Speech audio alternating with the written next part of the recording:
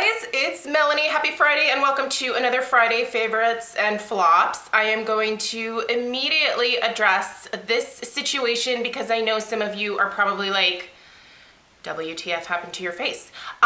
So I had a treatment done on my face, on my sebaceous hyperplasia. If you follow me on Instagram, I posted a picture of myself right after I had the treatment done. I went to see my good friend Penny over at Penn Smith Skincare. She does not live far from me, and I was talking with her about my sebaceous hyperplasia, and she recently acquired a new treatment in her office setting, and it's the plasma pen. And she thought, it might be a good idea to try and see if the plasma pen can be used to help get rid of my sebaceous hyperplasia bumps. We did a test a couple of weeks ago. The test went really, really well. And so I went in on Wednesday of this week, and she basically attacked the rest of my face. So I look like I have chicken pox. I look like I have been picking at my face. I know this doesn't look pretty.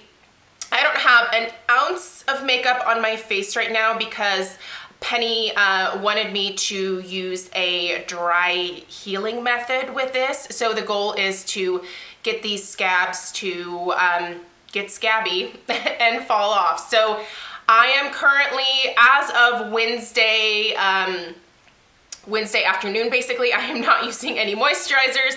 I'm not using any oils on my face. I am not even using my niacinamide in the morning. I am basically washing my face, and this is it. So it is not pretty. The scab with our little test run fell off within a couple days, so I don't think this is something that I'm going to have to deal with for weeks on end.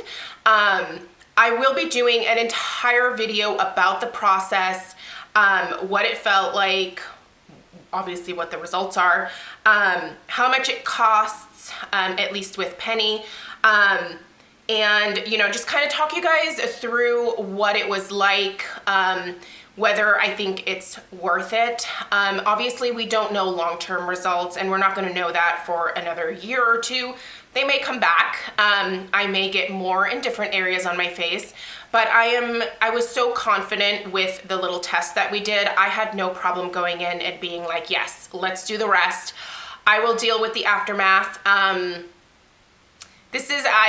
channel is all about the good, the bad, the not so pretty. I don't mind sharing this stuff with you guys. You know the struggle that I have with my skin being super oily, and Penny and I were talking, and I do think that a lot of the sebaceous hyperplasia issues that I have are not only because of my extremely oily skin, but also my prolonged sun exposure in my youth. I have a lot more on this side of my face, as you can see by the number of scabs over here versus this side of my face. Also the more prominent areas of my face, like my forehead, that is where the majority of the sun has hit my face, right? Like I drive, sun hits me on this side of my face. When I'm out working weddings and stuff, the sun definitely hits my forehead. I'm not smart enough to wear a hat, so I have had a lot of sun exposure in my lifetime, and there is information out there that says that sun exposure can certainly cause these bad boys to come on a lot stronger. So while I'm taking great care of my skin at this point in my life, at 40, I did not do such a great job at 13, 14, 15, 16, well into my 20s. Like, I rarely wore sunscreen. In fact, my goal back in the day was to have a nice tan face. So paying the price for it now. Wear your sunscreen, people. All right, so that addresses this. There will be a video coming. I want this to heal. I want to see what the final results are. I do have one more treatment scheduled with her as a follow-up to see if we need to zap a couple of them another time or two. So yeah, I'll have that video after that point. Also, I need to announce the winner for the giveaway that was associated with my peptides video. So the sponsored video that I did with Color Science a couple weeks ago. I wanted to leave that video open for a couple of weeks before I picked the winner. Last night, Stella and I went through all of the comments. Stella picked the winner, and the winner was Texas Chick 84. So, Texas Chick 84. Send me an email and or a private message on Instagram, however you want to get in touch with me, and I will get your address and I will get the package of goodies out to you just as soon as possible. So congratulations to Texas Chick 84. I wish I knew your name. I don't know your name. So I know that Stella picked you because she said you had a very pretty happy smile in your profile picture. So yeah, anyway, congratulations. And a quick Penny update for you guys. She's growing like crazy. She is currently downstairs taking a nap, so I didn't want to drag her up here, but Penny is great. If you would like to know a little bit more about her, follow me on Instagram. I'm posting lots of puppy videos. There's a funny one this week. I bought her first collar finally. She's big enough to be able to wear a size small, and she was not impressed.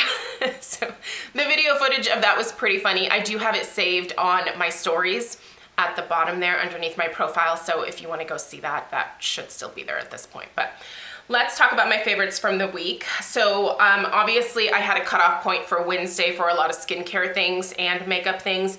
So these were things from last weekend into early on this week.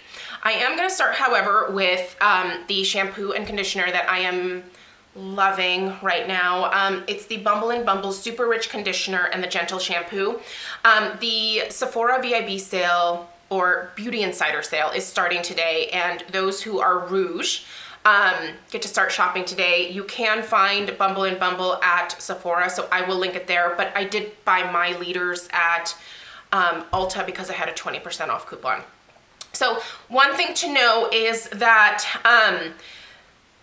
Bumble & Bumble, I think there might still be some question out there about whether they truly are cruelty-free or not. I did my research. I am personally comfortable purchasing from them at this point.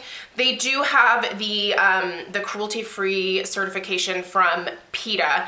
I know that doesn't mean a lot to some people who are very fervent when it comes to cruelty-free status. So PETA does not require companies to provide proof that the ingredients that they use are from cruelty-free suppliers and that kind of stuff. But I know that Bumble & Bumble sells in Hong Kong. They do not sell in mainland China. And on their website, they very clearly state that they do not test on animals, and they do not hire other companies to do so on their behalf. So for me, that was enough. I personally look for the company who is putting out the product to be cruelty-free. I know that there are a lot of people who go well beyond that and expect every single ingredient to be sourced from a cruelty-free supplier. And I know there are people who step it even further up beyond that and require that all the products that are used within, all the ingredients that are used within any given finished product be vegan as well. I don't take it to that level. You decide what's right for you, do your research, and then base your decision on whether you want to purchase from Bumble & Bumble on that. I'm okay with purchasing from them at this point because I also emailed the company. I haven't heard back yet, but when I do, I will let you guys know what their response is. But for right now, I am okay using these products again. Love that shampoo and conditioner. The Gentle shampoo is just that. It's super gentle. The rich conditioner is very nourishing to my hair, but it also rinses very cleanly. That is actually all that I have in my hair today. I don't even have mousse. I don't have anything in my hair. I just let this air dry and then brushed it out. So I'm just working on flowers today. So I don't need this to be fabulous and big. So there's that. Perfumes I've been loving this week. I have been wearing my beloved Stella by Stella McCartney again. I love this in the spring and summer. It is the most beautiful, just incredible floral. It has a strong rose undertone to it, but a very sophisticated rose. It is powdery, but also slightly sweet. It's just super feminine and girly. I did name my daughter Stella because I love this perfume so much. So I've gone through a couple bottles of this, and I just think it's absolutely gorgeous. For some reason, this particular bottle is leaking, so that kind of sucks because I have to be careful not to let the perfume drip onto my closet shelf because it does damage the shelf. So, but I love this. I think it's absolutely gorgeous. Oh, and it's totally on my thing here. Pick that up real quick. There we go. We're gonna leave this on the towel. Also, I was loving this week as well. I was kind of alternating between the two. It's the Coco Cabana from Sol de Janeiro. Okay, here's the thing. Not everybody's gonna like this scent. It's very gourmand, and some people have actually mentioned that it makes them physically ill. It does not make me physically ill, and I try to be a little bit light-handed with it so that when I'm out in public, if someone smells this, they don't gag. It's very sweet. I would call this probably a cloying sweet scent. There's a lot to this. So it's got coconut, caramel, praline, marshmallow, honey, toast, and toasted vanilla latte notes. You might want to smell this first at Sephora, but since the sale is coming up, this is 19 bucks, this size right here. So if you did want to try it, certainly get it when you can get 20 or 15% off of it with the sale coming up here. So like that. In terms of skincare, so what I was using before this happened to me, I really love this. I'm actually still using this on my neck right now. It's the Saturday Skin Bright Potion. I did a video, it's been a couple weeks now, regarding probiotics and prebiotics in skincare. This has both probiotics and prebiotics in it as one of the main ingredients. It just does a really good job of hydrating my skin. I feel like it really helped to clear up my neck from the breakouts that I was having from the Good Molecules Super Peptide Serum. I felt like it healed that breakout so nicely and beautifully, and just hydrated my skin, was super gentle, and I love what this is doing for my skin. Doesn't clog my pores in any kind of way. I love the texture. I don't want to waste too much of it, but has this really nice gel-like texture to it. It absorbs very, very quickly into the skin. Doesn't make me overly oily. I can actually wear this during the daytime. Typically I don't, at least on my face. I try to keep my face pretty simple before I put my makeup on. If I do too much during the day, my makeup will just slide off because of the oiliness of my skin. But at night, I go ham with this. It's absolutely beautiful. Also, I've gone back to the Honeymoon Glow from Pharmacy. This is their AHA Resurfacing Night Serum. This has AHA as well as BHAs in it, so beta hydroxy acid is what helps to get deeper into the pores, cleans your pores out, helps with things like blackheads, breakouts, stuff like that. If you've never tried this one and you're looking at it and with the sale coming up, pick it up. I highly recommend it. It's very gentle. I do feel a slight warming sensation when I first put this one on, but it's not irritating to my skin at all. I don't get inflamed or red, but there is that first moment of like, okay, yeah, this has some active ingredients in it and it is going to work on my skin. This keeps me exfoliated, but not overly exfoliated. Gets rid of any like texture that I might have from little dry patches here and there.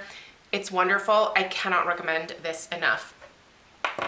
Another skincare product that I want to tell you guys about, when I met up with Penny the first time, she gave me, I think this is my last one, she gave me like 3 or 4 of these Dermadoctor Kakadu C Intensive Vitamin C Peel Pads with ferulic acid and vitamin C. These are amazing, you guys. So what these are, I don't want to open it because I'm going to use this after this is cleared up and I don't want to waste it, but you can find these at Sephora. Penny swears by these. They are wonderful, you guys. So it's a saturated little, like, looks like a little tissue. You rub it on your face and then you wash it off after about 5 to 10 minutes. I typically wait like 10 minutes. The instructions say wait 1 to 3 minutes. But my skin's super, super tough. I can leave it on for a little bit longer. Oh man, does this bring out the brightness in your skin. This makes my skin glow. I've been using them like every few days.